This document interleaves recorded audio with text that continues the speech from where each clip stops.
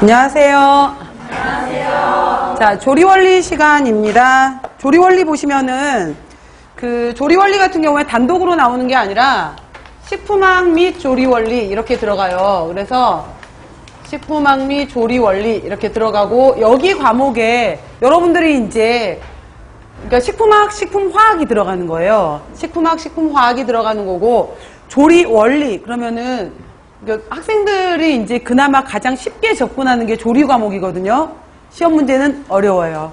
그죠? 쉬운 과목이 하나도 없어요. 그래서 조리 원리 같은 경우에 예를 들어서 이제 이게 사실은 여기 나오는 것이 일종의 여러분들 그 조리, 실험 조리 해보셨는지 모르겠지만은 실험 조리식으로 해서 조리 과학식으로 시험 문제가 나와요. 시험 문제는. 조리 과학 기준에 맞춰서 나오게 되는 거고요. 그러면은 실험 조리, 조리 과학 베이스가 되려면은 결국은 식품 화학 개념이 있어야 되는 거예요. 그래서 식품 화학, 식품학 개념으로 묻게 되는 건데 예를 들어서 이런 식이에요. 예를 들어서 그 이제 조림 문제다라고 하게 되면은 뭐 탕수육을 튀긴다. 돼지고기를 이용해서 탕수육을 만드는 과정에서 기름이 산패를 일으키더라. 이 산패를 일으키는 그 기전 중에서 뭐 옳은 걸 찾아라, 옳지 않은 걸 찾아라 이렇게 나와요. 그러면은 언뜻 보면은 탕수육 문제가 나오니까 이거 조리 문제네 라고 보잖아요. 근데 이건 산패 문제가 되는 거예요. 그래서 공해기준결합이, 비공해기준결합이, 그 다음에 과산화 물가가, 산가가, 요오드가가 뭐 이런 식으로 나오는 거 문제가. 결국은 식품학에 해당이 되는 베이스를 갖고 있지 않으면은 조리 문제를 못 푼다는 얘기예요. 그리고 실험조리 부분이 들어가게 되는 거고요. 여기에서 이번에 이제 새롭게 들어갔던 단어 중에 하나가 식품 가공 및 저장학이 들어가게 되는 거예요. 그러니까 가공 및 저장학까지 들어가겠다. 그래서 이름만 사실은 이렇게 거창하게 들어간 거지 똑같아요. 그러니까 가공 및 저장학으로 해서 예를 들어서 시험 문제가 나오겠다라고 했던 것이 육류 부분에서 육류 가공에 대해서 나오겠다. 예를 들어서 어류 부분에서 어류 가공에 대해서 나오겠다. 우유 부분에서 유제품류의 가공에 대해서 나오겠다라는 문제가 있었거든요. 그러면은 육류 가공 같은 경우에는 문제가 뭘 것 같아요?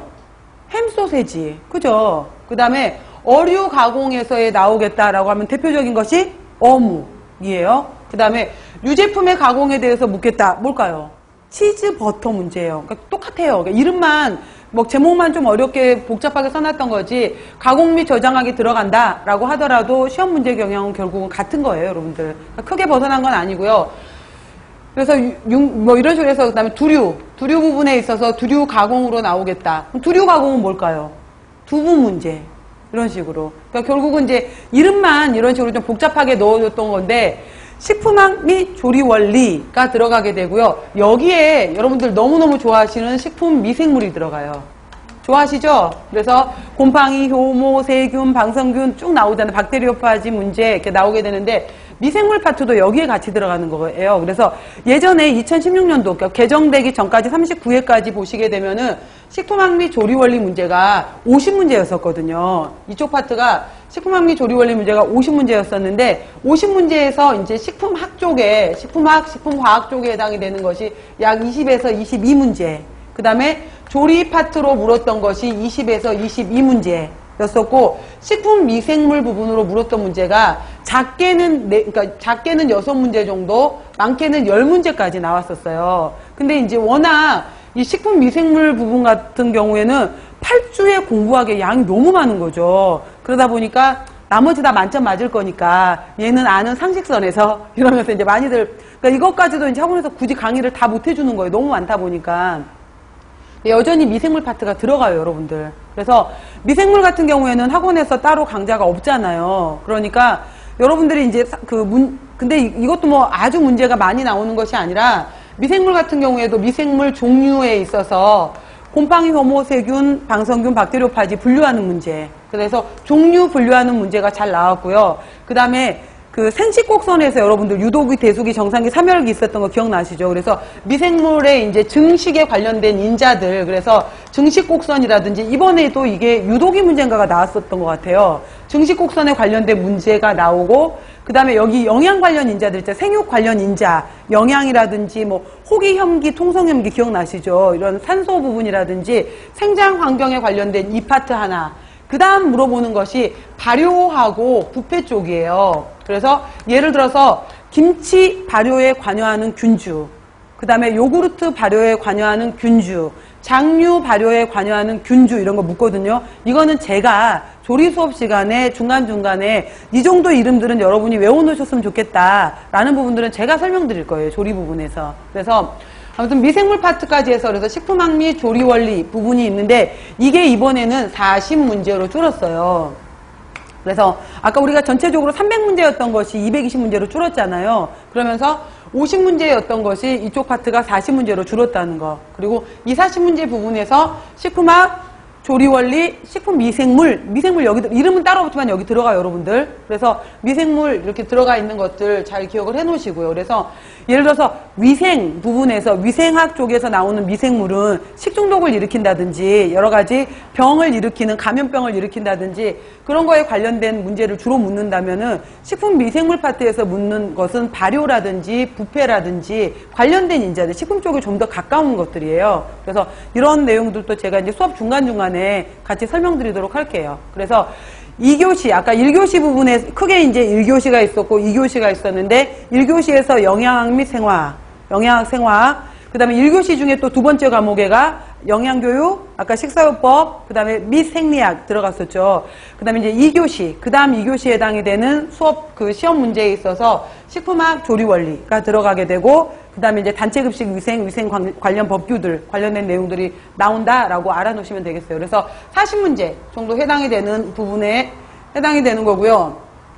그 다음에 지금 제가 말했던 것처럼 조리 같은 경우에는 절대 그러니까 쉬운 파트가 아니기 때문에 조리 과학 베이스를 가지고서 화학 어렵죠. 당연히 어려운 건 아는데 어쩔 수 없이 이 부분들도 이제 외우시면서 화학 선생님이 워낙 잘 또 가르쳐 주시니까 따라오시고요. 자, 이 교재도 마찬가지로 맨 앞에 이론서 부분에서 여기 순서 부분 한번 봐보세요. 순서 보시면은 이게 이제 이번에 바뀌어있는 내용에서 내겠다라는 걸 제가 다 집어넣은 거예요. 보시면은 첫 번째가 제1장 조리 원리의 개요. 그래서 오늘은 조리 원리, 개요에 대해서 얘기를 드릴 거고요.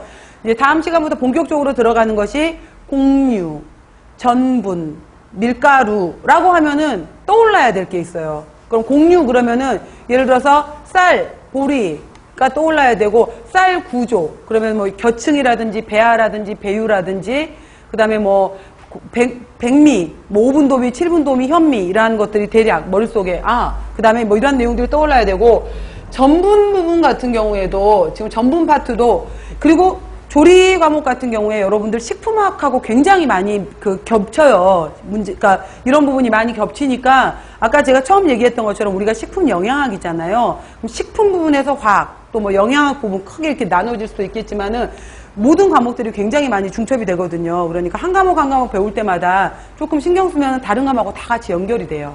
그래서 전분 파트에서도 시험 문제로 매우 굉장히 중요하게 잘 나오는 것이 전분 그러면 나중에 이제 오늘은 안 쓰셔도 돼요. 그냥 저런 내용들이구나 보시면 되는데 전분 파트에서도 호화, 그러니까 5가지 단어가 떠올라야 되거든요. 이제 나중에 공부하고 난 다음에는 호화, 노화, 예를 들어서 겔화, 그 다음에 호정화, 당화 이렇게 해서 이거에 대해서도 식품과학 시간에도 나와요. 식품학 시간에도 호화의 원리, 노화의 원리, 겔화, 호정화 이렇게 묻는다면 여기까지 원리라든지 그 내용에 대해서 좀 더 그러니까 화학적인 기전을 언급했다면은 이제 조리 파트에서는 그래서 이걸 가지고서 호화를 이용한 대표적인 식품이 뭐가 있는데 그럼 노화는 억제해야 되는 거잖아요. 노화를 억제하는 방법으로 뭐가 있어?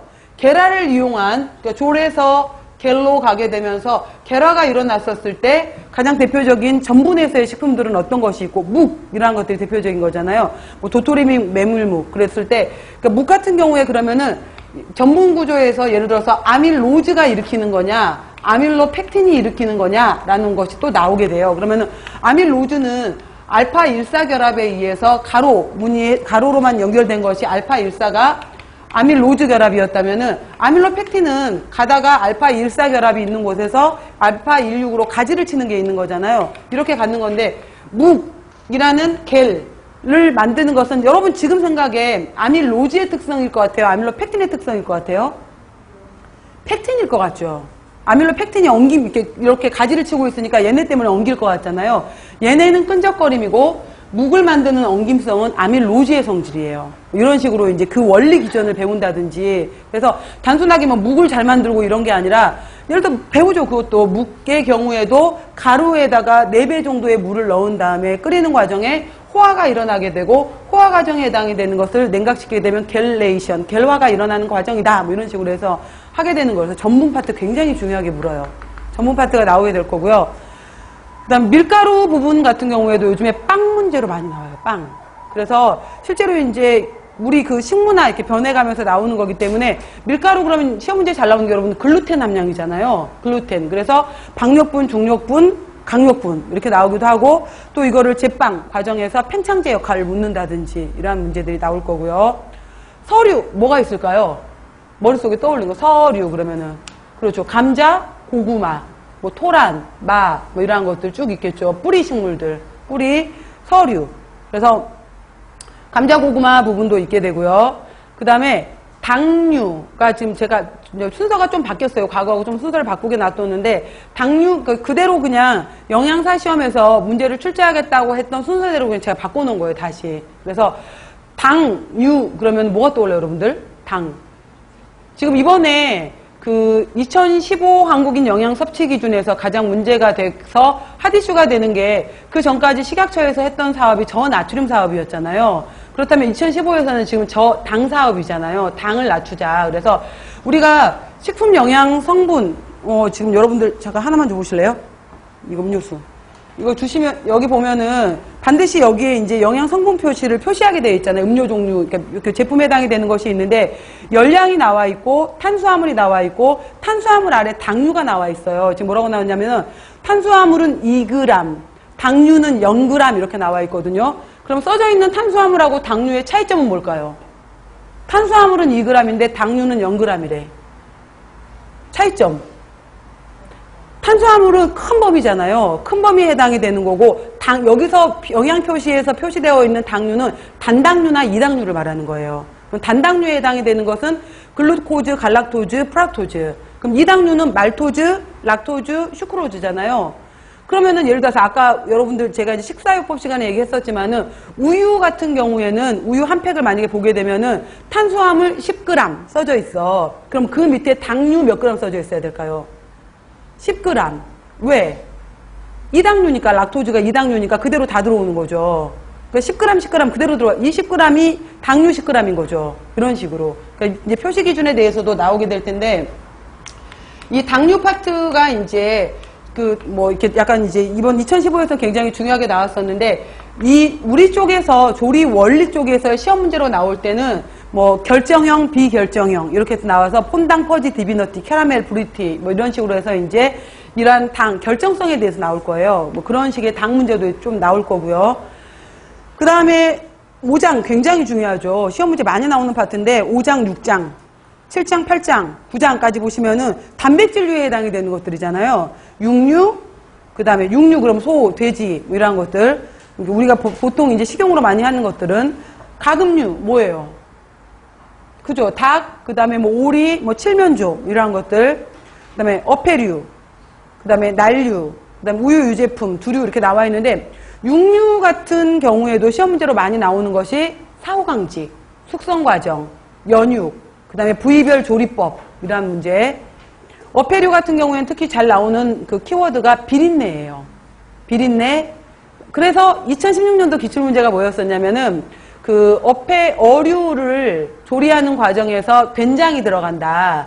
이 된장의 역할은 무엇인가? 이게 기출 문제였었잖아요. 2016의 기출이었었는데, 그러니까 우리가 매운탕 끓이거나 해물탕 끓일 때 된장이 들어가는데 그 된장의 역할을 묻는 거였어요. 그래서 정답은 콜로이드성으로 인한 그 냄새를 흡착하는 성질, 이게 답이었었거든요. 그러니까 실제로 뭐 된장, 고추장 이런 문제가 나오는 것이 아니라 이거의 기전을 묻는 문제예요. 조리가 쉽지는 않아요. 조리 기전, 조리 실험 조리, 조리 과학에 관련된 걸 공부를 하셔야 되는 거예요. 그 다음 보시면은 난류 부분이 나와 있는데, 이제 난류 같은 경우에는 대표적인 것이 달걀이잖아요. 그러니까 달걀 문제 같은 경우에도 굉장히 시험 문제 많이 나오는 파트인데, 달걀 같은 경우에도 난황 부분이 있고 뭐 난백 부분이 있고, 그 다음에 껍질, 우리가 깔 때 볼 수 있는 난각막. 그래서 난각막도 두 겹이거든요. 외 난각막, 내 난각막, 두 겹의 난각막. 그 다음에 껍질에 해당이 되는 난각. 이렇게 해서 이제 이런 구조를 가지고 있는 달걀을 가지고서 우리는 조리 얘기를 해야 되잖아요. 조리 얘기를 한다면 어떤 얘기를 할 수가 있냐면은 남백, 난황 해당이 되는 것들이 이제 남백에 단백질이 많이 들어있잖아요. 단백질, 난황 부분은 지질이 많이 들어있잖아요. 그러다 보니까 단백질의 특징 중에 하나가 쉽게 열에 응고한다 라는 특징이 있잖아요. 그래서 삶았을 때 첫 번째 나오는 것이 열 응고성에 대한 원리 뭐 이런 것들. 그 다음에 머랭, 남백을 가지고서 머랭 만들잖아요. 그래서 바로 남백의 기포성을 가지고서 기포를 만드는 것이, 근데 이게 이제 왜 식품학이 중요한 거냐면은 바로 거품을, 남백을 쳐서 이제 머랭을 만드는 과정에 있어서 일종의 이것이 바로 변성작용인 거예요. 그러면은 식품학 부분에서 여러분이 단백질 부분에서 변성을 배울 거란 말이죠. 변성을 배우실 때 물리적 변성, 화학적 변성을 배우실 거예요. 물리적 변성 부분에서도 비팅에 의한 이러한 힘이 들어가는 변성인지, 그 다음에 화학적 변성에 있어서도 효소가 들어간 변성인지, 산이 들어간 변성인지, 이런 식으로 구체적으로 들어가게 되는 거예요. 변성 부분. 그래서 그냥 단순히 머랭, 거품을 내는 것 같지만은 그 거품에도 바로 식품학적인 베이스를 가지고 있어야지 공부가 들어가게 되는 거예요. 그 다음, 난황을 이용해서 들어가는 것이 마요네즈잖아요. 그러니까 마요네즈가 되는 건데, 이거는 마요네즈의 유화성인 거죠. 유화라는 것은 만날 수 없는 물과 기름을 같이 만날 수 있도록 연결해 시켜주는 역할인 거죠. 그래서 작년 시험 문제로 물었던 것 중에 하나가 분리된 마요네즈가 있었다. 마요네즈가 분리가 되었는데 분리된 마요네즈를 다시 재생하는 방법은 무엇이냐, 이런 문제가 있었어요. 정답은 신선한 난황을 넣고 다시 저어주는 방법. 이게 유화제였으니까 뭐 이런 식으로 해서 이런 문제도 나오게 되고, 그래서 바로 열응고성이라든지 기포성이라든지 유화성, 이런 식의 원리가 들어가는 거예요, 실제 시험 문제는. 그리고 마지막은 달걀을 너무 오랫동안, 예를 들어서 내가 완숙란을 만들고 싶다면은 부글부글 끓는 물에서 100도씨 끓는 물에서 12, 13분만 끓여야 되는데, 이 시간 이상으로 끓여버리게 되면은 계란 노른자 부분에 초록색으로 이제 바뀌어버리게 되는 거죠. 그래서 바로 황화제일철을 만들게 되는 건데, 그럼 이게 황화제일철에 해당이 되는 FAS가 영양적으로 영양가가 떨어지는 걸까요? 별 상관이 없는 걸까요?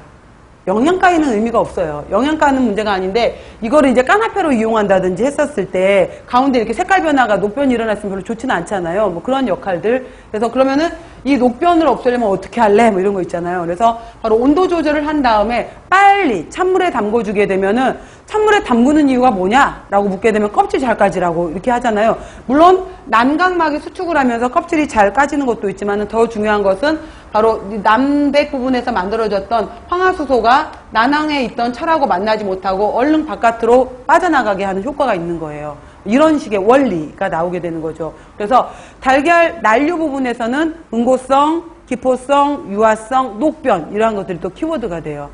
그 다음 우유 및 유제품 부분에서는 가장 중요한 키워드는 응고예요. 응고. 그래서 우유 여러분 끓이면은 응고되잖아요. 피막도 생기고. 가열에 의한 응고의 특징은 무엇이냐? 그 다음에 가장 대표적인 응고가 바로 치즈죠. 그래서 혹시 리코타 치즈, 코티즈 치즈 만들어 보셨나요? 그죠? 그래서 식초나 레몬 좀 넣고 나서 만들어 보셨잖아요. 그래서 샐러드에 나오는 두부처럼 하얗게 나오는 그 치즈. 그거는 산에 의한 응고잖아요. 산에 의한 응고성도 있고, 레닌을 이용한 치즈, 이런 것들. 응고에 대한 키워드가 이제 우유 및 유제품 부분에서는 굉장히 중요하게 나와요. 이러한 키워드들이 있고요. 두류 파트에서는 매우 중요한 게 바로 두부예요, 두부.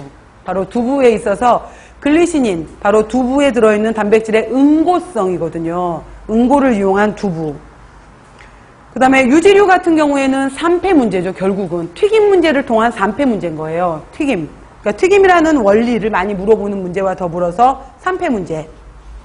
그 다음 11장 채소류 및 과일류가 나오게 되는데, 채소류 부분에서는 시험 문제 굉장히 잘 나오고, 물론 이번에도 나왔던 것이 바로 색소 문제예요.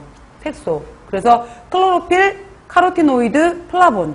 자, 플라본도 하얀색의 안토잔틴, 보라색의 안토시아닌. 이런 식으로 나누어지는 것들이 있고요. 과일에서도 시험 문제가 굉장히 많이 나오는데, 과일 부분에서 중요한 키워드는 팩틴이에요. 바로 팩틴. 팩틴을 이용한 잼, 젤리 문제.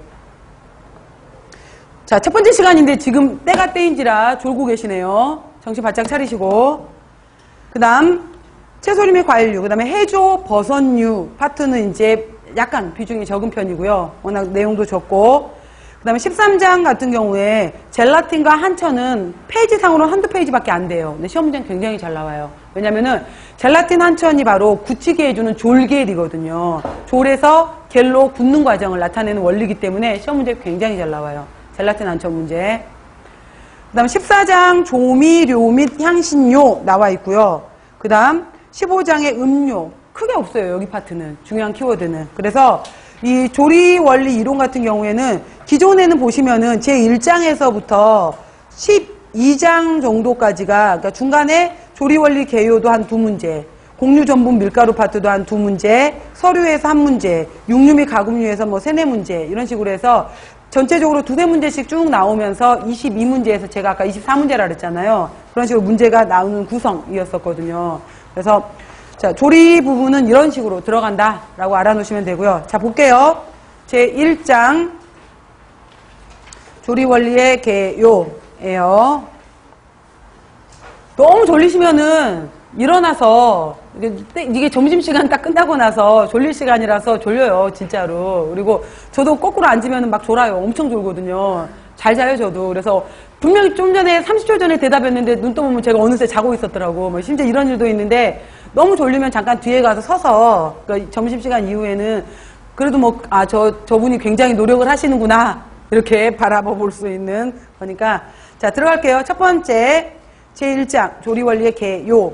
자, 첫 번째 1번 보시면은 식품과 조리, 그랬죠. 식품이라는 것은, 그러니까 식품, 우리가 식품 영양 이랬을 때, 이제 식품이 있고, 음식 이렇게 말을 하게 되면은 식품에서 음식으로 말하게 되면은 이 식품은 어떤 의미가 들어있어요, 여러분들? 음식이 될 수 있는 약간 재료의 개념, 그 다음에 음식은 바로 먹을 수 있는 개념 이거죠. 그래서 식품이 음식으로 되는 모든 과정을 우리가 조리라고 볼 수가 있는 거예요. 그래서 조리 같은 경우에는 이제 대표적으로 뭐 우리가 쿠킹이라고 표현을 하게 되겠지만은 조리하는 과정에서 또 이제 보통 일반적으로 잘 생각을 못하는 게 뭐냐면은 조리를 하겠다라고 생각을 하면은 무조건 열이 들어가야 된다고 생각을 하는 거예요. 근데 그게 아니라 내가 고구마를 캐서 그 고구마를 씻어서 씻는 과정, 단순히 씻는 과정을 통해서 내가 깨물어서 먹겠다. 씻는 과정 자체가 조리였잖아요. 그죠? 그 다음에 고구마 자체를 그냥 칼로 뚝뚝뚝 잘라서 그냥 생 고구마 자체를 넣어서 먹겠다. 이것도 음식이잖아요. 그 다음에 고구마를 구워서 먹겠다. 쪄서 먹겠다. 튀겨서 먹겠다. 이것도 조리잖아요. 그러니까 조리는 크게 보시면은 가열이 들어가는 조리도 있지만은 열이 들어가지 않는 비가열 조리도 들어가요. 분명한 거는. 그래서 가열 조리와 비가열 조리 이렇게도 나누어지는 거죠. 그래서 예를 들어서 여러분들 가열 조리 같은 경우에는 크게 또 어떻게 나눌 수가 있냐면은 물이 들어가는 습열이 있고요. 물이 들어가지 않는 건열 조리가 있게 되는 거죠. 그래서 습열 조리 같은 경우에는 뭐 고구마를 쪘다든지 고구마를 졸였다든지 뭐 이런 것들이 습열 조리였다면은 건열 조리는 그냥 굽는 거죠. 구웠다든지 기름을 이용한 것도 건열 조리로 들어가요. 고구마를 튀겼다든지 이것도 건열 조리. 비가열 조리. 나는 고구마를 그냥 씻어서 그대로 먹겠다. 생으로. 라고 했었을 때 비가열 조리. 그래서 비가열 조리 같은 경우에는 생채. 그냥 오이를 그대로 묻혀서 먹겠다. 그죠? 생채, 무생채, 이런 것들. 그 다음에 날로 먹는 육회라든지, 그 다음에 나는 여러 가지 샐러드, 이런 것들을 생으로 먹겠다. 이것들은 다 비가열 조리. 그러니까 조리는 무조건 열이 들어간다라고 그 편협적으로 생각하시지 말고, 조리라는 과정에도 가열이 있고, 비가열이 있다. 이렇게 보시면 돼요. 가열, 비가열. 그 다음에 식품 보시면은, 자, 식품, 기호성. 영양소를 함유하고 있고 화학적인 물질. 그래서 여러분들도 왜 식품 영양학 전공할 때 식품 영양학 저는 다행히 저는 이과였고 이과였었고, 고등학교 때 이과였었고, 화학도 공부를 했고, 생물도 공부했고, 이런 입장에서 저는 식용과를 갔기 때문에 크게 부담이 없었거든요, 저는 공부할 때. 근데 이제 문과에서 통합 과목으로 식용과가 되는 과목들이 많잖아요. 이제 그렇게 해서 식용과로 오면은 이제 굉장히 이제 1학년 때 혼란스러워 하는 거죠. 뭐, 이거 분명히 나는 식용과 이러니까 왜 조리할 줄 알고 왔는데 일반화학, 유기화학, 물리화학, 생화학, 생리학 들어가니까 이제 멘붕. 그래서 요즘에 1학년에서는 이거 안 가르쳐요. 이거 처음부터 안 가르쳐요. 1학년 1학기 때는 그냥 기본 영양학, 글쓰기, 그 다음에 대인관계, 뭐 대화법 이런 것들 있잖아요. 그 다음에 뭐 그냥 가볍게 제과제빵, 그 다음에 뭐 식음료학 이런 거 가르쳐요. 그래서 왜냐면 학교 이탈을 하게 되거든. 그래서 학교를 싹 그만둬. 1학기 때부터 유기화학, 물리화학, 생화학 들어가면 다 그만둬. 학교 못 다녀요. 학생들이 너무 힘들어해서. 근데 기본 베이스 결국은 식품을 구성하고 있는 게 탄소, 수소, 뭐 산소, 질소, 칼륨, 나트륨 이렇게 쭉 나오잖아요. 제가 이제 그 학점은행제에서 그 식품학을 제가 강의를 한 적이 있었어요. 근데 그 학점은행제는 나이가 정말 19살, 20살부터 60살까지 있어요. 그래서 학번을 밑에 보면 학번이 써져 있는 게 아니라 학생 이름 옆에 주민번호가 써져 있어요. 주민번호가 쭉 써져 있거든. 그럼 보면은 20살이네, 21살이네, 60살이네, 저분은 막 이렇게 이제 보는 거예요. 이름을, 출석부를 보면서. 그래서 이제 식품학을 가르치는데, 그러니까 2주, 3주 정도 지나고 나서 원장님이 저를 부른 거예요. 선생님 잠깐 면담 좀 하자고. 그래서 이제 갔더니 영어로 수업하시냐고 이러시는 거여서 제가요? 막 이랬더니 영어 수업하셔서 학생들이 말을 못 알아듣는다고. 무슨 말인가 그랬더니 탄소, 수소, 산소, 질소, 칼륨, 케톤체, 알데하이드 뭐 이런 거 얘기했잖아요. 이 말 자체가 굉장히 이제 뭐 60에 이제 조리 공부하시는 분들, 뭐 50에 조리 공부하시는 분들한테 너무너무 이제 이러한 것들이 생소했던 거예요. 그래서 뭐 이걸 어떻게 할 거야? 이 알데하이드라 하고 케톤을 케톤이라 하는데 나는 어찌해야 될 것인가? 막 이랬던 적이, 그렇다고 뭐 C는, H는, O는, 뭐 N은 막 이럴 수는 없잖아요. 그래서 막 그랬던 적이 있었었는데 굉장히 낯설죠. 그래서 식품학 같은 경우에가 쉽지는 않아요. 그 다음에 처음부터 막 뭐 케톤체부터 시작을 해서 6탄당이다, 5탄당이다, 펜토즈다, 트리오즈다, 뭐 헥소즈다, 막 헤미아세탈이다 이런 단어 나오는데 멘붕 오는 거잖아요. 근데 어쩔 거야, 받아들여야지. 그러니까 좀 어렵죠. 많이 식용과 과목이 쉽진 않아요. 그래서 이탈자들이 굉장히 많거든요. 그래서 딴소리 자꾸 하면 안 되는데 예전에 제가 가르쳤던 학생 중에서 그 북한에서 넘어온 탈북 학생이 있었어요. 그래서 근데 나중에 이 학생이 제가 이제 조리 수업을 했었었는데 내 수업 시간에 맨날 30분 전에 와 있어. 근데 분명히 그 앞 수업이 있는데 왜 안 들었더니 식품화학을 못 알아듣는 거예요. 그래서 왜 그랬더니 북한에서 4학년까지만 다녔던 거죠. 초등학교 4학년 과정만 다녔고 더군다나 영어를 배워본 적이 없는 거예요. 그랬다가 이제 꽃제비 이런 식으로 해서 압록강 이런 데 있다가 탈북해서 이제 한국으로 들어와서 하나원에 있다가 이제 특기생으로 해서 대학을 보내주겠다라고 해서 그럼 난 식용과를 가겠다 이러고 온 거예요. 조리하는 데인 줄 알고. 근데 왔는데 전혀 이게 아니잖아. 그래서 이제 조리 시간에 와서 저한테 맨날 뭐 도와드릴까요? 뭐 이랬던 학생이었었는데 결국은 그만뒀어요. 도저히 이해가 안 돼서. 그래서 뭐가 제일 힘들어 이렇게 물었었는데 왜 웃는지를 모르겠대요. 그러니까 서로 이제 그 웃는 코드가 다르니까. 그래서 실제로 영화에서도 그 멜로 영화라든지 그 이런 여러 가지 슬픈 영화라든지 이거는 나라별로 다 통한대요. 근데 제일 어려운 영화가 코믹 영화래요. 코믹 코드가 다르기 때문에 그 영화가 특히 유럽 영화, 그러니까 프랑스 뭐 이쪽 영화가 우리나라에서 코믹 영화가 대박 터뜨리는 게 웃음 코드가 다르기 때문에. 근데 막 우리가 그다음에 우리나라 말 중에서 너무 어려운 게 웬만한 말들이 우리가 다 외래어 쓰잖아요. 분명히 한국말을 하고 있는 것 같은데 못 알아듣는 거죠. 뭐 이거 뭐 캔슬했니부터 시작을 해서 뭐 여러 가지 말 쓰게 되면은.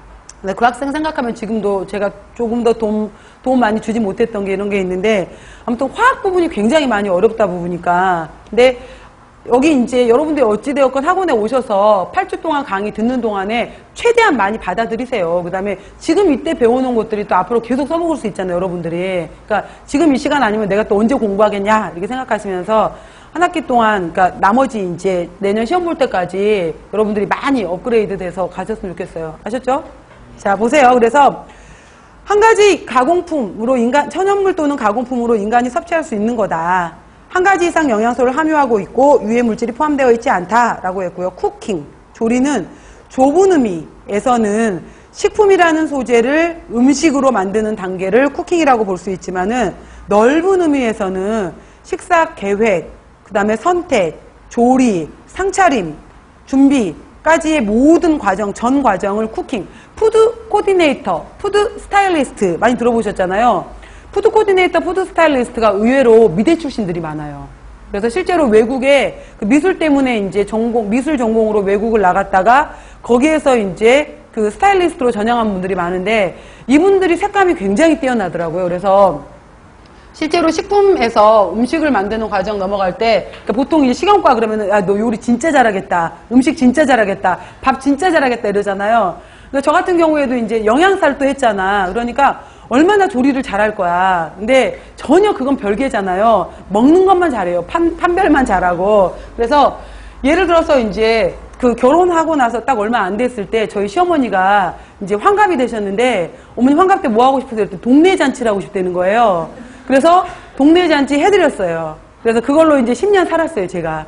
그래서 시골에 내려가고 동네 잔치 그 해줬는데 이장님이 새벽 5시에 방송해갖고 자다가 깜짝 일어나갖고 이제 뭐 누구네 오늘 아침은 어느 댁으로 오셔서 식사하세요 이거를 우리는 아침 시간을 8시 생각했는데 시골은 5시 되니까 일어나고 방송을 하더라고요. 그래서 막 자다 벌떡 일어나고 이랬던 적도 있는데 그 전날 이제 영양사 했잖아. 그러니까 딱 메뉴별로 불고기감, 그 다음에 잡채, 전처리 다 끝내놨잖아요. 아침에 짠 일어나면은 쫙 봉다리 꺼내서 저쪽 팀은 전팀, 이쪽은 이제 볶음팀, 이쪽은 이제 구이찜. 그래서 순식간에 쫙 차려내는 거죠. 그 다음에 못 만드는 것들 있잖아요. 약밥, 머릿고기, 그 다음에 이제 외부에서 사올 것들. 이거는 방앗간에서 딱 주문, 끝. 그래서 제일 중요한 거 있어. 갈 때 한 봉지씩 드리는 거.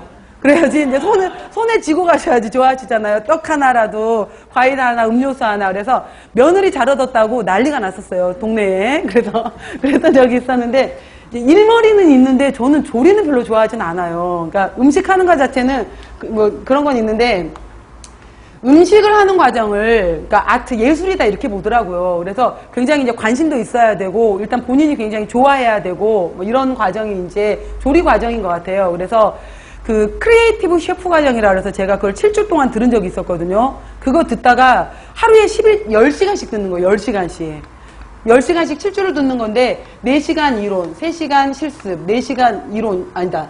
3시간, 4시간, 3시간이었구나. 3시간, 4시간, 3시간인데 저는 이 3시간은 들을만해요. 이론은. 근데 이 실습하는 4시간이 죽을 것 같은 거예요. 그래서 이 실습 4시간 동안 맨날 설거지하고 중간에 화장실 들락날락 하면서 막 남들은 자다가 일어나고 이 시간에 막 각 그 호텔에 있는 명인들이 오셔갖고 막 모던 한식 소스 요리, 그 다음에 뭐 중식 요리 막 이런 거 쫙 보여주시는 거예요. 분자 요리 막 이런 거 보여주는데 이게 너무 관심이 없는, 너무 재미가 없는 거죠, 저는. 그래서 막 맨날 막 불량불량 하니까 사람들이 저 사람 뭐 한 사람인데 나중에 교수라 그러니까 근데 뭐 이렇게 태도가 나쁘냐고.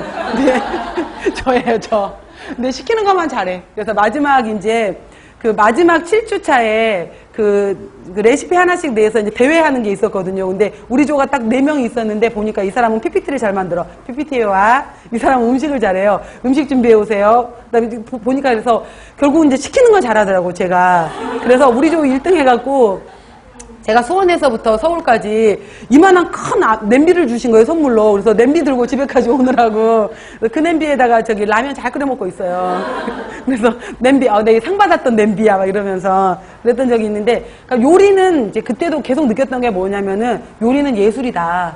그래서 굉장히 정말 그 음식 어떻게 테이블 세팅을 하느냐가 굉장히 다르잖아요. 그 다음에 이제 접시에다가 디시 플레이팅이라고 하잖아요. 플레이팅을 하는 거에 따라서 굉장히 정말 차이가 나는 것 같더라고요. 근데 저희 그 조원 중에서 호텔 20년 차 인터컨티넨탈 그분이 계셨었는데 그냥 슬렁슬렁 아무것도 안 하는 거예요. 근데 마지막에 우리가 상을 받을 수 있었던 게 간희 씨가 아무것도 없었거든요. 근데 쓱 가서 보고 오더니 샐러리 한 조각, 그 다음에 뭐 무슨 베이비 그거 채소 몇 개, 그 다음에 당근 하나를 딱 갖고 오는 거예요. 근데 당근을 네모나게 필러로 딱 슬라이스를 해. 그러더니 그거를 돌돌돌 말아서 순식간에 꽃장식을 쫙 끝내주는 거예요. 그래서 야, 역시 그냥 예술가, 그 다음에 괜히 있었던 게 아니었구나.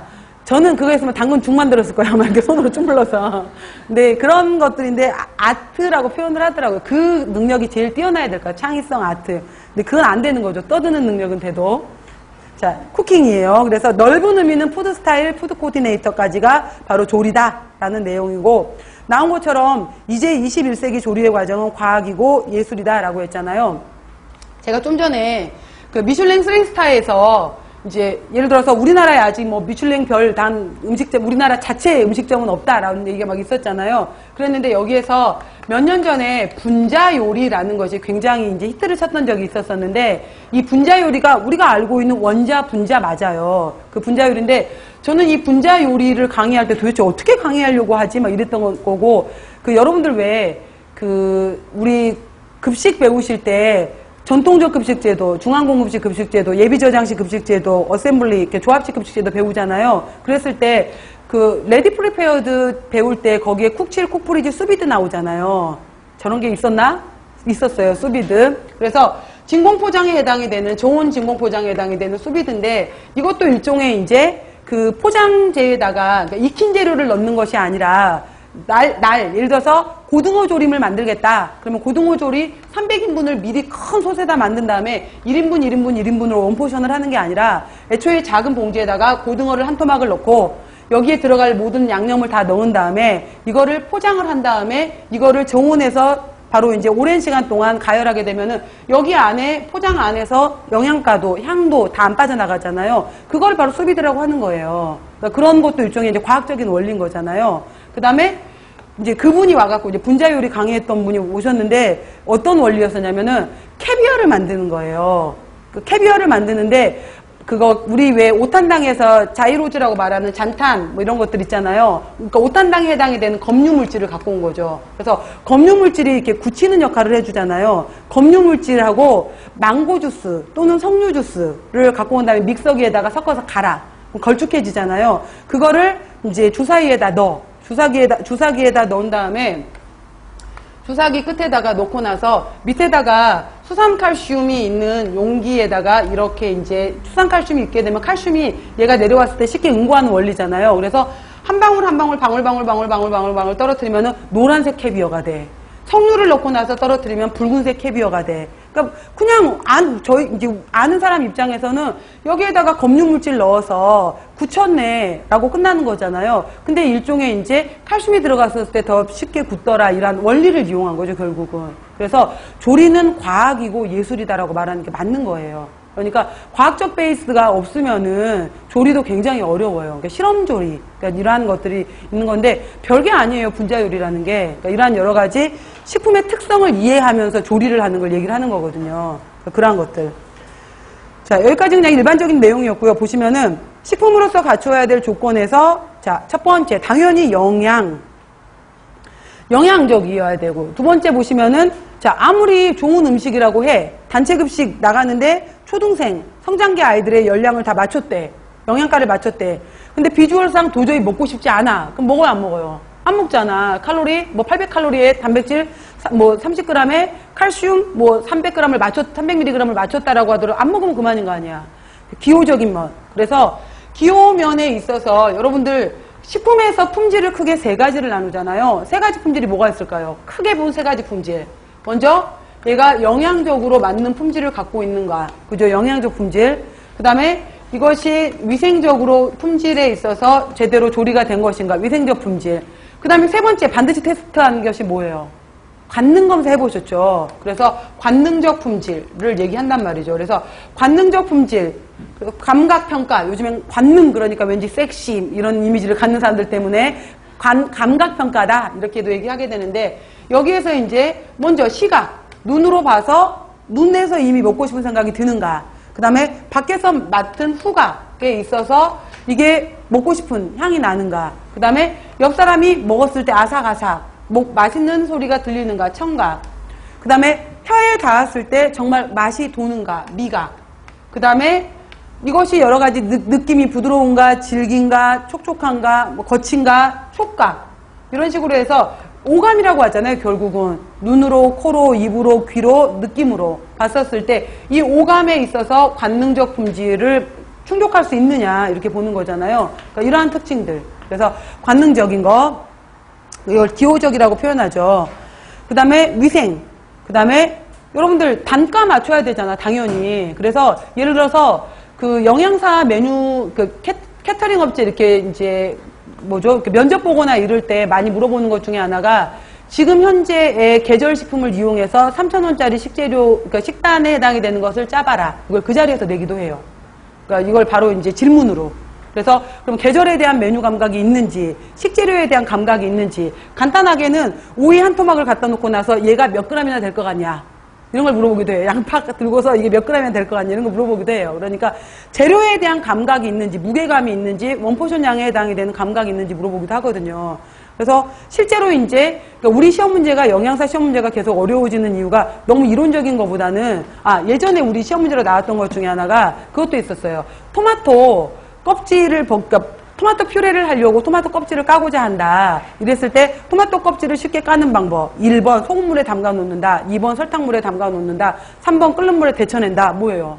끓는 물에 데쳐낸다죠. 그래서 실질적인 조리 문제도 시험 문제에 나와요. 그러니까 이 사람을 진짜 현장에 투입했었을 때 당장 조리 부분, 이론 부분을 다 알고 있느냐 이런 것들 물어요. 전부 다 시험 문제로. 그러니까 화학적인 부분, 조리적인 부분 다 물어봐요. 조리 파트에서도. 이러한 것들이 있는데 그래서 위생적인 파트, 그다음에 경제, 그래서 식단가에 대한 개념도 있는지, 식재료 이런 느낌 이런 것도 물어보고요. 최근에는 이제 환경적인 면까지 고려를 하죠. 환경면에 있어서 예를 들어서 로컬 푸드가 뭐예요, 여러분들? 지역 음식이잖아요. 그래서 원래 로컬 푸드라는 의미가 미국에서 먼저 나왔던 거거든요. 미국에서 먼저 나왔던 건데 생산지로부터 근거리에 해당이 되는 음식을 먹어야지 이게 바로 근거리 음식을 먹게 되면은 방부제라든지 여러 가지 이런 것들 많이 사용하지 않잖아요. 그런 면에서 이제 지역의 음식을 이용하자라고 했는데 미국은 땅덩어리가 워낙 크잖아요. 그래서 반경 400km 이내를 로컬 푸드라고 이름을 지었어요. 그럼 우리나라 서울에서 제주도까지 400km가 안 될걸요? 우리나라 음식은 다 로컬 푸드야. 남한, 북한을 다 합쳐도 이런 식의 로컬 푸드. 근데 사실은 이 로컬 푸드의 의미가 이제 지역 음식이라는 의미도 있었지만은 슬로우 푸드에 대해서 물어보게 되면은 우리나라 남양주에 여러분들 슬로우 푸드 박물관, 슬로우 푸드 마을 있는 거 아세요? 있어요. 그 커피 박물관도 있고 슬로우 푸드 있는데 이 슬로우 푸드 마을 같은 경우에 예를 들어서 그러니까 슬로우 푸드가 정의가 뭐냐 이렇게 물어보게 되면은 대부분 말하는 것이 패스트푸드의 반대 이렇게 말하잖아요. 근데 말 그대로 패스트푸드는 이제 당장 바로 나오는 음식이지만은 슬로우 푸드의 원래 의미는 뭐냐면은 지역 음식의 의미가 더 강해요. 그 지역의 전통 음식을 살리자 이런 의미예요. 그러니까 우리나라 김치 담가서 만약에 겉절이 같은 경우는 발효야 먹지만은 발효 숙성하는 과정이 걸리잖아요. 장류 최소 6개월에서 1년 이상이 걸리잖아요. 그러니까 결국 우리나라 음식은 다 슬로우 푸드였던 거예요. 그래서 바로 이 슬로우 푸드는 지역 음식이라는 의미, 전통 음식을 보존하자 이 개념이 더 강한 거예요. 전통 음식. 그리고 결국은 이게 바로 이제 지역 음식, 전통 음식, 로컬 푸드가 되는 거죠. 그리고 이 의미에서 푸드 마일리지라고 제가 써놨는데 그 푸드 마일리지 같은 경우는 뭐냐면은 푸드 마일리지는 내가 여기 생산지로부터 이제 음식을 1톤 트럭에다가 실었어. 그러니까 트럭에 실었던 무게에다가 몇 킬로미터를 이동하느냐라는 거예요. 이게 푸드 마일리지인데 무게를 많이 실으면서 이동 거리가 길어지게 되면은 결국은 화학 연료를 많이 써야 되는 거예요. 그렇게 되면은 CO2 가스 배출이 많아지게 될 거고 CO2 가스 배출이 많아지면 지구 환경에 문제를 일으키고 이거예요. 그래서 지역 음식, 슬로우 푸드, 푸드 마일리지 여기 나와 있는 모든 의미들 있잖아요. 에코 쿠킹, 그 다음에 그린 테이블 이것들이 전부 다 결국은 환경 보호라는 것이 들어가게 돼요. 지구를 보존하자 이거예요. 그리고 그러니까 참고로 이거는 그냥 알아놓으세요. 그 다음에 슬로우 푸드라고 제가 지금 여기 로하스라고도 써놨잖아요. 로하스가 많이 들어보셨잖아. 그래서 로하스가 라이프 오브 헬스 건강한 삶이잖아요. 라이프 오브 헬스니까 건강한 삶, 그 다음에 A가 end야. A가 건강한 삶과 자 N 여기 N에서 A가 나온 거고요. 이 S가 sustainability라고 해서 이게 이제 지속 보존이란 뜻이죠. 이게 sustainability가 지속 보존이라는 의미로 해서 결국은 지구를 지속 보존하자. 이것도 같은 의미예요. 그러니까 건강한 삶, 나만 건강한 게 아니라 나도 건강하면서 지구 보존이에요. 그래서 모든 거에 다 환경 보존이라는 의미가 들어가는 거죠. 그 단체급식에서 아이들이 가장 좋아하는 메뉴가 수요일 날 메뉴거든요. 그죠? 아시죠? 수다날. 수요일은 다 먹는 날. 그래서 최대한 잔반을 없애잖아요. 잔반을 없애는 날이라고 다 먹는 날, 수다날이라고 표현하게 되는데, 그걸 처음에 시도했던 목적이 그거잖아요. 그러니까 결국 잔반과 잔식의 차이는 뭐야, 여러분? 잔반, 잔식. 잔식, 남학생. 뭘까요? 잔반과 잔식의 차이. 잔반, 잔식. 뭘 것 같아요, 여러분? 잔반과 잔식의 차이? 그러니까 내가 음식을 떠갔는데, 먹다 보니까 이거 간이 하나도 안 맞아. 너무 맛없어. 내가 떠간 양에서 남겼어. 이건 뭘까요? 잔반. 내가 영양사야. 내가 오늘 비가 와서 내가 500인분을 만들었어. 500인분을 만들었는데, 어떻게 내가 다른 부서 사람들이 오늘 외부로 나가고 이런 걸 잊어먹는 그걸 체크를 못한 바람에 200인분의 밥이 남아버렸어. 이건 뭘까요? 이게 잔식이에요. 그러니까 잔식은 재활용할 수 있지만 잔반은 재활용하면 안 되는 거죠. 그래서 결국은 이제 그 영양사, 매니저 입장에서는 잔식을 이것도 잔식도 결국 버려지는 양이 되기 때문에 잔식도 이렇게 수요 예측을 잘해서 잔식도 줄여야 되는 거고, 그 다음에 잔반이 줄게끔 만들려면 애초에 아까 말했던 기호적으로, 영양적으로 다 맛있게 되는 음식을 줘야지 잔반을 줄일 수 있겠죠. 그러니까 이러한 것들. 그래서 이러한 내용들이 쭉 나오게 되고요. 자, 지금부터 잘 들으세요. 첫 번째가 조리의 목적이에요. 왜 그럼 조리를 해? 첫 번째, 기호성이 향상된다. 아까 고구마를 제가 예를 들었는데, 군고구마로 먹을래? 생고구마로 먹을래? 고구마 스틱으로 먹을래? 찐고구마로 먹을래? 다 다르잖아요, 맛이. 튀김으로 해서 먹을래? 바로 기호성이 달라질 수 있다. 다음, 밥을 먹을 거야? 쌀을 먹을 거야? 이렇게 물어볼 수 있잖아요. 그죠? 그러니까 쌀로 먹을래? 생식으로 먹을래? 익혀서 먹을래? 구워서 먹을래? 삶아서 먹을래? 죽으로 먹을래? 소화성이 달라지는 거잖아요. 소화성. 가열하게 되면은 바로 이제 효소, 아밀라제, 리파제, 프로테아제 이런 효소 작용이 영위해지면서 소화흡수가 더 쉬워진다. 조리 과정 중에서 절단, 자르고 또 물도 들어가고 양념도 들어가고 가열되고 조직도 부드러워지면서 소화성이 더 좋아지더라. 그 다음 안전성이 향상이 된다. 세척, 침수, 가열하는 동안에 아린맛, 독한맛 등 불쾌 성분을 제거하고 예를 들어서 여러분들 그 물에다가 침지하는 과정을 통해서 아른맛, 쓴맛 제거하는 대표적인 게 뭐가 있을까요? 도라지도 예를 들어서 있죠. 도라지 같은 경우에도 소금물에 담궈 놓고 나서 바지락 주물러 주잖아요. 그 다음에 예를 들어서 죽순이라든지 이런 것들도 아린맛이 있잖아요. 그 다음에 이러한 것들 전부 다, 그 다음에 병원균, 기생충, 농약을 제거하는 것도 들어가고, 그 다음 외관 풍미가 증진이 된다. 여러 가지 조화를 이용해서 조리의 외관을 좋게 하더라. 맛과 냄새, 온도, 질감. 냄새 참고해요. 냄새, 풍미, 향기. 자, 이렇게 있었을 때 보통 우리가 약간씩의 차이가 있거든요. 향기가 진짜 좋다. 냄새가 진짜 좋다. 그 다음에 풍미가 진짜 좋다. 이런 식으로 있는데, 그냥 참고로 쓸 건 없고요.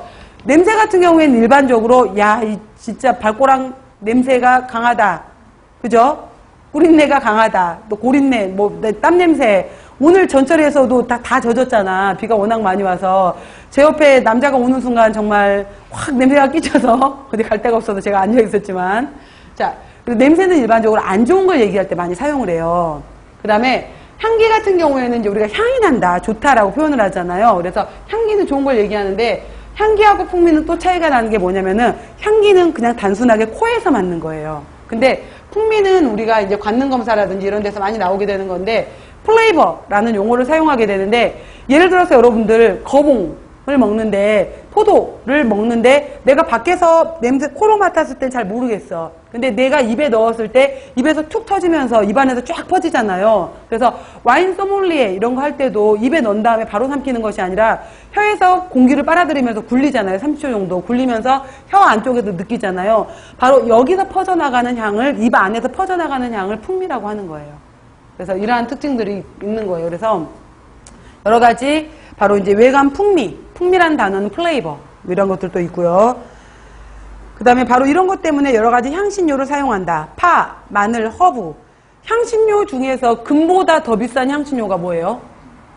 금보다 더 비싼 향신료. 그렇죠. 샤프란. 그래서 샤프란 같은 경우에 그 예전에 혹시 여러분들 그 다큐멘터리 중에서 나중에 혹시 시간 되실 때 한번 봐보세요. 그래서 그 작년, 2년 전이었구나. 2015년도 3월쯤에 KBS에서 20목금 걸쳐서 1부작, 2부작, 3부작 했던 다큐멘터리가 있었어요. 그래서 요리 인류라는 그 다큐멘터리가 있었었는데, 이 사람 이육정 PD였잖아. 지금 이육정 PD가 요리하던데요, 텔레비 프로에서. 그죠? 그러니까 원래 이육정 PD가 신방과를 졸업을 했는데, 이 사람이 요리 프로를 맡으면서, 그러니까 이제 예전에 무슨 얘기를 하다가 이분 강의를 한번 들은 적이 있었는데, 요리에 워낙 관심이 많았대요, 본인이. 그래서 누들로드부터 시작을 해서 식품에 관련된 다큐멘터리를 이분이 찍었던 거예요. 그래서 이런 요리 인류 이런 걸 찍으면서 이제 식품에 관련된 다큐를 찍다 보니까 자기가 본인이 요리를 너무 많이 내가 더 알면은 더 풍부한 것들을 찍을 수 있을 텐데 라고 해서 르꼬르동 블루를 졸업을 했잖아요. 2년간 르꼬르동 블루에 들어가서 고급반까지 다 졸업을 한 거예요. 그러니까 르꼬르동 블루 이게 꼬르동 블루가 원래 그 나라가 프랑스잖아. 근데 자기 불어는 못하고, 그래서 그 영어가 되니까 뉴욕에서 배웠대요. 그래서 당시에 이제 그 꼬르동 블루에서 공부를 하면서 그거를 매주 토요일마다 신문에 연재를 했었어요. 요리하는 PD 뭐 이래갖고. 그래서 거기서 발생되는 그런 것들이 신문 연재, 토요일마다 신문 연재가 나왔던 것을 이제 본 적이 있었었는데, 굉장히 이제 그러다가 요리하면서 이제 아예 본인이 요리하는 프로까지 맡으신 거예요, 이분이. 굉장히 스마트하시고 굉장히 핸섬한 제 스타일이에요. 그래서 근데 이거 보시면 이제 나오는데 1부가 이제 빵에 대해서, 2부가 사람은 왜 육류를 먹는가, 3부가 이제 향신료 전쟁 이래갖고 나와요. 근데 그 향신료 파트에 나올 때 샤프란 얘기가 나오는데, 원래 샤프란이 이제 북아메리카 이쪽에서 나온 꽃이잖아요. 우리 샤프란 그러면 섬유유연제만 생각하는데, 그래서 꽃술에서 그거를 그 아침에 꽃이 피어 있었을 때 그 암술에 해당이 되는 꽃술을 따서 그거를 말리는 거잖아요. 그러니까 수천 송이가 들어가서 겨우 1kg이 만들어진대요. 그래서 금보다 더 비싼 향신료. 그래서 쿠스쿠스부터 시작을 해서 볶음밥이라든지 이런 데 노란색으로 들어가는 바로 이제 그 음식에 들어가는 색소인 거예요, 이게. 그러니까 이러한 것이 샤프란이었었는데, 그런 것들이 결국은 이제 허브라는 것들, 향신료로 들어가는 것들이고요. 그 다음에 영양가를 보존하고자 한다. 자, 여러분들 조리 과정에서는 아까 제가 아무리 가열 처리가 하지 않더라도 식품이라는 재료를 통해서 내가 씻어서 껍질을 벗기고 썰고 하는 과정에서 결국은 시간이 지나게 돼 있고 물이 들어가게 돼 있고 또 뭐 상황에 따라서는 열이 들어가게 되면은 없었던 영양소가 만들어질까요? 없어질까요? 없어지겠죠. 그러니까 만약에 시험 문제 중에서 조리 과정을 통해서 영양가가 증가한다. 이 말은 맞아요? 틀려요? 틀려요. 그러니까 가지고 있는 영양가를 보존하고자 하는 거지. 보존. 최대한 보존하고 싶은 거지 없던 영양소가 갑자기 생기진 않아. 근데 이건 가능해. 예를 들어서 우리가 콩밥을 먹겠다라고 했으면은 콩밥을 먹게 되면은 밥에서 부족했던 리신을 콩이 채워주고 콩에서 부족했던 메치오닌을 밥이 채워주고 라고 하면서 두 가지가 보완이 되는 건 있어요. 보완이 되는 건 있지만은 없던 영양소가 갑자기 막 생겨나진 않아요. 조리 과정을 통해서. 그래서 최대한 영양가를 보존하고자 한다라는 내용이에요. 그리고 단일식품보다 양념이나 부재료를 첨가시킴으로써 영양가를 높이고자 하는 거죠. 좀 더. 그 밖에 조리 과정을 통해서 좀 더 오랫동안 예를 들어서 우리가 채소, 과일을 냉동시켜서 데친 다음에 냉동시키는 이유, 그 다음에 과일을 절임을 하는 이유가 오랫동안 저장할 수 없기 때문이잖아요. 그래서 조리 과정을 통해서 바로 저장성을 향상시키고 다양하게 만들고자 하는 거다. 쭉 봐보세요. 다시 볼게요. 자, 조리의 목적 1, 크게 읽어보세요. 1, 기호성 향상. 자, 2, 소화성 향상. 3, 면성 향상. 4, 외관 풍미 증진. 5, 영양가 보존 및 향상. 6, 기타 저장성 향상, 다양성. 자, 이러한 내용들이 있다. 잠깐 쉬고 이제 조리 기초과학 들어가도록 할게요.